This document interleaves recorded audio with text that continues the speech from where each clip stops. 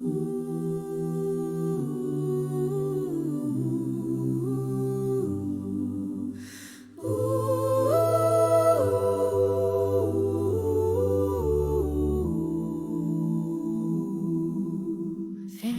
a kind of leaving that does not come with peace, a kind of walking away that feels like failure, even when it's obedience. Do not slam the door. You do not curse the ground, but you wipe the dust from your feet and take one more step into the unknown, 'cause staying would cost more than leaving ever could.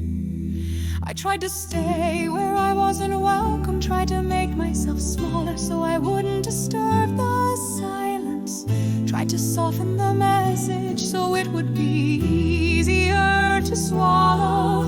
But truth doesn't bend just to make people comfortable. I learned that peace cannot grow where control is worshipped. There were rooms I was never meant to stay in, conversations I was never meant to finish, doors I was meant to close, not because of bitterness, but because of clarity. Cause God does not force roots to grow in soil that keeps rejecting the seed. I mistook loyalty for calling, I mistook endurance for faithfulness, but sometimes the holiest thing you can do is leave the place where your voice has become an echo, where your presence is tolerated, but not received. There is no glory in staying where the spirit no longer moves, no reward for contorting yourself to fit a room that was never built to hold what you carry. Sometimes the miracle is in the movement, in saying I've done what I was called to do, and now it's time to go. I've walked away with dust still clinging to my sandals, not in defiance but in grief, grief for what could have been.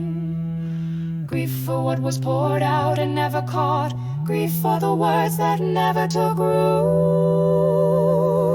But I've also walked away with freedom, because obedience is not about outcomes, it's about alignment. And I would rather walk alone in the direction of truth than stay surrounded in the presence of compromise.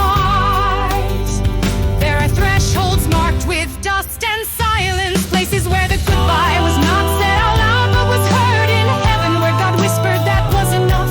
You can release it now, you are released. I do not carry offense, I carry release. I carry the sound of my own steps moving forward. I carry the weight of unspoken prayers and unanswered stares, and still I